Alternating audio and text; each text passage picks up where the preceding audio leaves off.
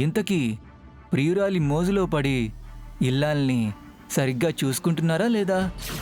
దర్శన్ గారు, ఏంటండి అలా చూస్తారో? ఫ్రెండ్లీగానే అడుగుతున్నాను.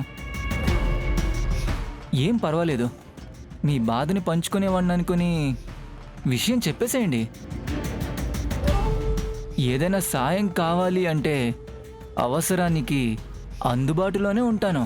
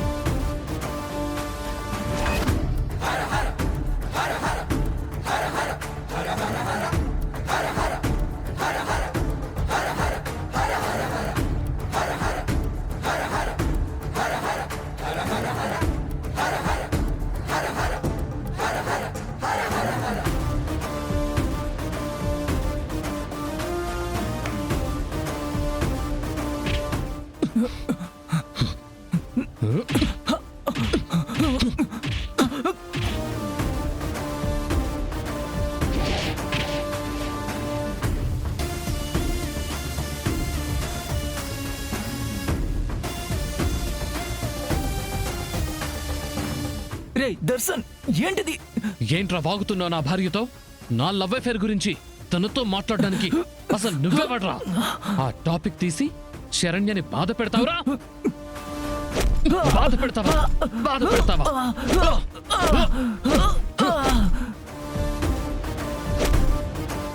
బయట అందరూ అనుకునేదే కదరా, నేను అన్నాను. తప్పే ఉంది.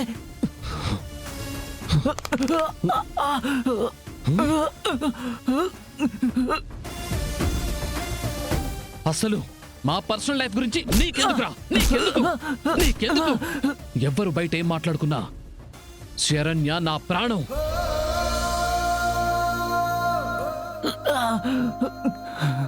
నా గుండెల్లో ఉన్నది సమీర కాదు, కేవలం శరణ్య మాత్రమేరా. శరణ్య నా సర్వస్వం.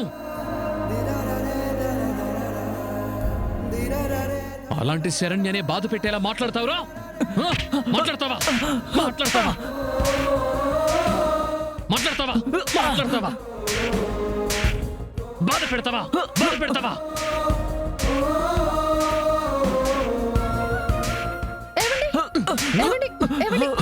ఆగండి. శరణ్య వదిలేయండి. వదిలేయండి. ఇలా భాగ్యవాన్ని క్షమించకూడదు. అయ్యో, కళ్ళు చేతులు విరగొట్టాలి. చెప్పేది వినండి ప్లీజ్. శరణ్య, రండి. శరణ్య ఆగు. రండి.